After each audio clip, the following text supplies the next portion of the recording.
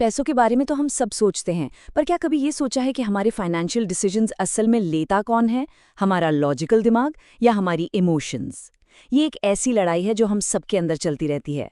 तो चलिए, आज इसी को समझते हैं कि कैसे कुछ सिंपल रूल्स बनाकर इस उलझन को सुलझाया जा सकता है।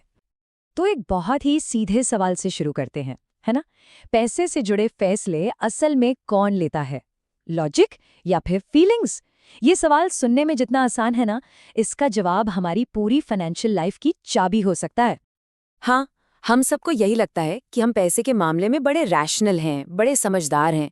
लेकिन अगर ईमानदारी से सोचें, तो सच तो ये है कि हमारे ज़्यादातर फाइनेंशियल डिसीजंस डर, लालच, खुशी, ये सब इमोशंस ही तो लेते हैं, और यहीं से सारी गड़बड़ शुरू होती है।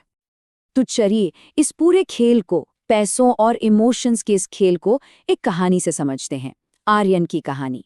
और देखिएगा, आर्यन की कहानी कहीं ना कहीं हम सब की कहानी जैसी ही लगेगी। अब देखिए, आर्यन के साथ दिक्कत ये नहीं थी कि वो पैसे नहीं कमा रहा था, कमा तो रहा था। प्रॉब्लम थी कि उसके खर्च का कोई लॉजिक ही नहीं था, बस एक इमोशनल पैटर्न था। खुश हुआ, चलो शॉपिंग, स्ट्रेस हुआ तो भी शॉपिंग, और बोर हो रहा है तो भी शॉपिंग ही। नतीजा, पैसा कभी टिकता ही नहीं था। और हर बार इस फिजूल खर्ची के बाद आर्यन का वही पुराना वादा, अगली बार से पक्का ध्यान रखूंगा। पर वो अगली बार आता ही नहीं था। जानते हैं क्यों?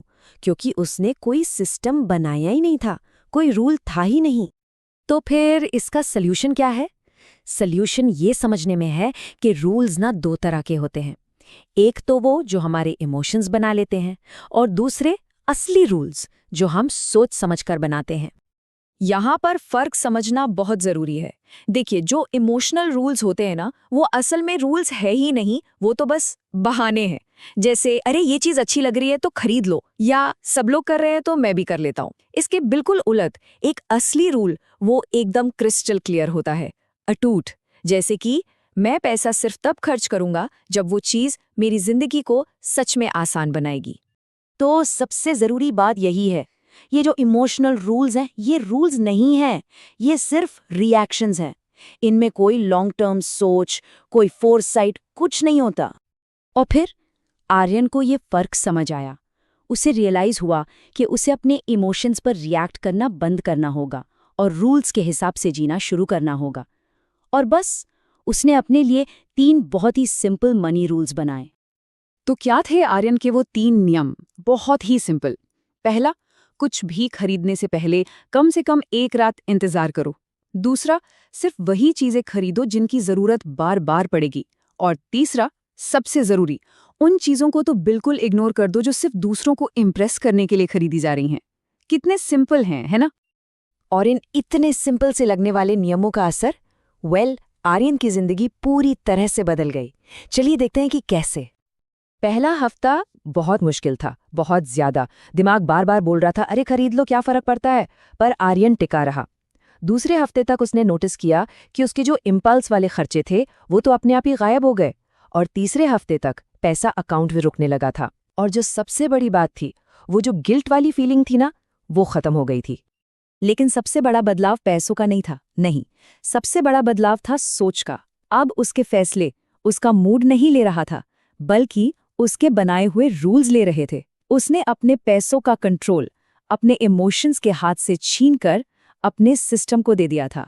ये बहुत बड़ा शिफ्ट था। और आर्यन की ये कहानी हमें डिसिप्लिन मतलब अनुशासन का असली मतलब सिखाती है। हम अक्सर डिसिप्लिन को ना एक बंधन की तरह देखते हैं, पर असल में वो है नहीं।